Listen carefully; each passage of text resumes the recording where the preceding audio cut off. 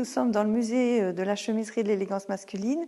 C'est un musée qui est consacré à la fois à l'histoire du vêtement masculin, à travers l'histoire de la chemise, et à l'histoire de l'industrie textile et de la confection sur Argenton et dans le département de l'Indre. Cette exposition temporaire, le premier Grand Prix Noveltex, est une exposition qui nous parle d'une course cycliste qui a eu lieu en avril 1951 et qui a été organisée par les établissements Rousseau suite à la demande de certains employés qui faisaient partie du club cycliste Saint-Amandois.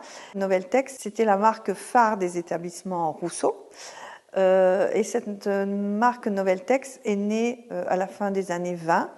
Elle a été beaucoup mise en valeur par des affichistes tels que Seppo puis René Gruau.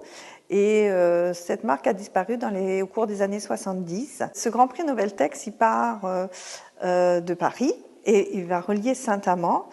Et donc à Paris, le départ a lieu porte d'Orléans. Le départ officiel de la course se trouve à la Croix-Berny et c'est une des vedettes de l'époque, Annie Flore, qui va donner, en fin de compte, ce départ officiel en abaissant le drapeau. Une fois que les coureurs sont partis de Paris, la Croix-Berny, passage à Étampes, à Orléans. On a d'ailleurs une photo dans laquelle on voit bien le passage des coureurs vers la place du Martroi, Vierzon, Bourges et Saint-Amand-Montrond, la ville d'arrivée, puisque c'est là aussi que se trouvait naturellement le club qui était à l'initiative de cette course.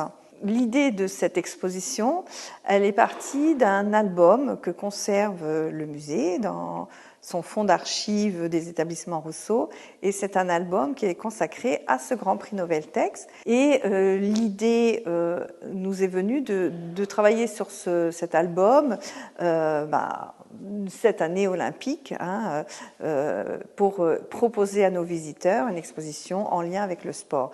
Mais c'est aussi une exposition qui nous permet de parler d'une entreprise de confection. Vous voyez que mode et sport sont liés.